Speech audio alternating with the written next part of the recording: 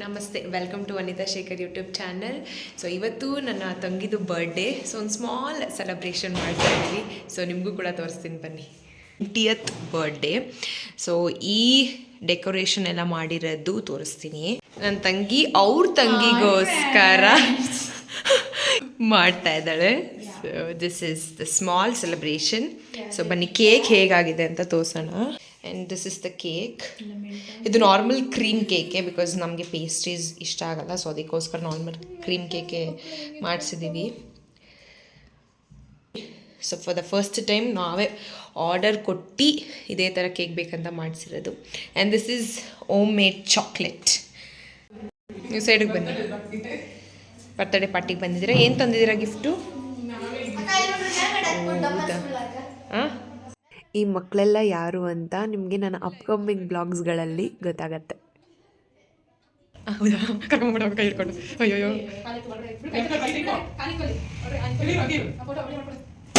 Happy birthday.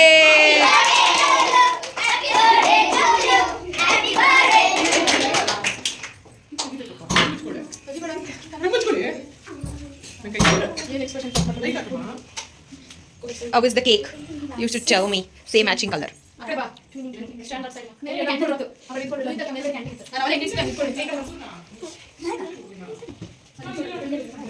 Room ಒಳಗಡೆ ಹಾಕೊಂಡು change ಆಗ್ಬಿಟ್ಟಿದೆ. ಹಾಂ, ಬೇಗ ಅನ್ಸಿ. ವಿಶ್ವ May God bless you.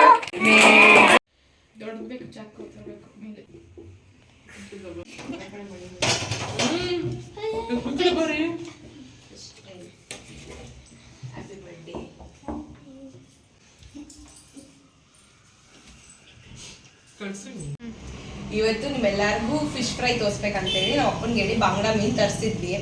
ನಮ್ಮಪ್ಪ ಏನು ಮಾಡಿದ್ದಾರೆ, ಅದೇ ಬಾಂಗ್ಡಾ ಮೀನಲ್ಲಿ 3 ಪೀಸ್ ಮಾಡಿಸ್ಬಿಟ್ಟಿದ್ದಾರೆ ನೋಡಿ ಈ ಥರ.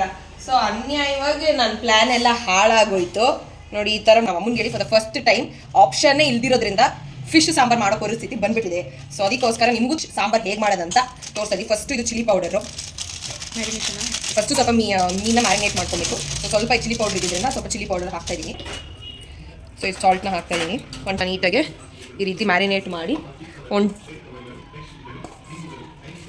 ಫಸ್ಟು ಚಿಲ್ಲಿ ಪೌಡರ್, ಆಮೇಲೆ ಸ್ವಲ್ಪ ಸಾಲ್ಟ್ ಸೊ ಹಾಕಿ ಎರಡೂ ಮಿಕ್ಸ್ ಮಾಡಿ ಈ ರೀತಿ ಮ್ಯಾರಿನೇಟ್ ಮಾಡಿ ಒಂದು 30 ಮಿನಿಟ್ಸ್ ಬಿಟ್ಟು ಆಮೇಲೆ ಸಾಂಬಾರ್ ಮಸಾಲೆಗೆ ಎಲ್ಲ ರೆಡಿ ಮಾಡಿ. ಇದು ಸಾಂಬಾರು ಬೇಕಾಗಿರೋ ಇಂಗ್ರೀಡಿಯೆಂಟ್ಸು: 1 ಕಪ್ ಕಾಯಿ, 1 ಕಾಲು ಟೇಬಲ್ ಸ್ಪೂನ್ ಮೆಣಸು, ಆಮೇಲೆ 1 ಟೇಬಲ್ ಸ್ಪೂನ್ ಲವಂಗ, ಆಮೇಲೆ ಚಕ್ಕೆ, ಆಮೇಲೆ 1 ಎಸಳು ಬೆಳ್ಳುಳ್ಳಿ, ಆಮೇಲೆ 1 ಟೊಮೆಟೊ, 2 ಈರುಳ್ಳಿ, ಆಮೇಲೆ ಸ್ವಲ್ಪ ಹುಣಸೆಹಣ್ಣು, ಸ್ವಲ್ಪ ಹುಳಿ ಬರೋಕ್ಕೆ ಇಷ್ಟು. ಅದಾದಮೇಲೆ ಶುಂಠಿ ಬೇಕಾಗುತ್ತೆ ನಮ್ಮ ಸಾಂಬಾರು ಒಗ್ಗರಣೆ. ಸೊ ಇದೆಲ್ಲ ಫಸ್ಟ್ ಮಿಕ್ಸರ್ ಜಾರ್ಗೆ ಹಾಕೋಣ. ಟೊಮೊಟೊ ಹಾಕೋಕ್ಕಿಂತ ಮುಂಚೆ ಫಸ್ಟ್ ದಯವಿಟ್ಟು ಚೆಕ್ ಮಾಡಿ ಎಷ್ಟೊಂದು ಟೊಮೊಟೊ ಒಳಗೆ ಹುಳ ಇರ್ತದೆ. ಸೊ ಆಮೇಲೆ ಹಾಕೊಳ್ಳಿ. ಹುಣಸೆಹಣ್ಣು ಹಾಕ್ಬಿಡ್ಬೇಕಾ? ಸೊ ಹುಣಸೆ, ಇದು ಬೆಳ್ಳುಳ್ಳಿ, ಶುಂಠಿ ನಾನು ಸ್ವಲ್ಪ ಚಕ್ಕ ಚಕ್ಕ ಚಕ್ಕೆ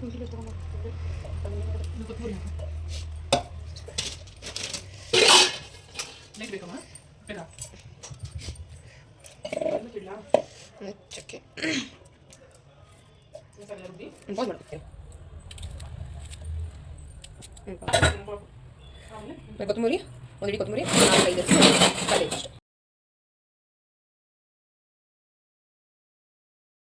ಈಗ ಕಡಾಯಿಗೆ 1-2 ಟೇಬಲ್ ಸ್ಪೂನ್ ಎಣ್ಣೆ, ಒಂದು ಅರ್ಧ ಈರುಳ್ಳಿ ಹಾಕಿ ನೀಟಾಗಿ ಸಾಟ್ ಮಾಡಿ, ಜೊತೆಗೆ ನಾವೇನು ಮಸಾಲೆ ರುಬ್ಕೊಂಡಿದ್ವಲ್ಲ ಆ ಮಸಾಲೆಗಳನ್ನೆಲ್ಲ ಇವಾಗ ಈ ಕಡಾಯಿಗೆ ಟ್ರಾನ್ಸ್ಫರ್ ಮಾಡಿ ನೀಟಾಗಿ ಹಸಿ ವಾಸನೆ ಹೋಗೋ ತನಕ ಫ್ರೈ ಮಾಡಿ. ಬಿಕಾಸ್ ನಾವು ಮುಂಚೆನೇ ಏನು ಹುರಿದಿರಲ್ವಲ್ಲ, ಸೊ ಅದಕ್ಕೋಸ್ಕರ ನೀಟಾಗಿ ಫ್ರೈ ಮಾಡಿ. ಅದಾದಮೇಲೆ 1/4 ಟೇಬಲ್ ಸ್ಪೂನ್ ಅರಿಶಿನ, 1 ಟೇಬಲ್ ಸ್ಪೂನ್ ಚಿಲ್ಲಿ ಪೌಡರ್.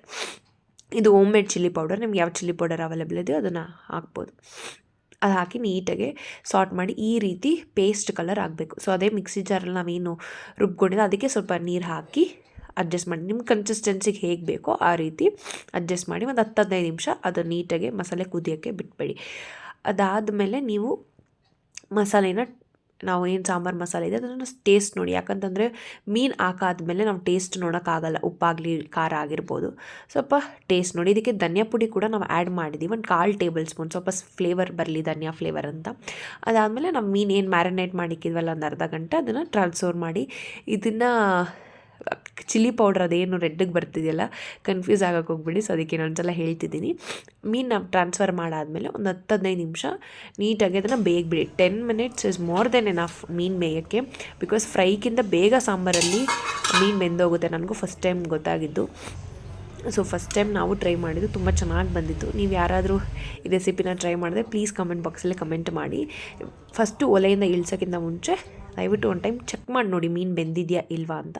ಅದಾದಮೇಲೆ ಬೇಕಾದ್ರೆ ಟ್ರಾನ್ಸ್ಫರ್ ಮಾಡಿ ಟೇಸ್ಟ್ ಮಾಡಿ. ಈ ಬ್ಲಾಗ್ ನಿಮ್ಗೆ ಇಷ್ಟ ಆಗಿದ್ದಲ್ಲಿ ಪ್ಲೀಸ್ ಲೈಕ್ ಮಾಡಿ, ಶೇರ್ ಮಾಡಿ, ಹಾಗೂ ನಿಮ್ಗೆ ಇಷ್ಟ ಆದಲ್ಲಿ ಕಮೆಂಟ್ ಕೂಡ ಮಾಡಿ. Please don't forget to follow. Thank you so much. Take care. Bye.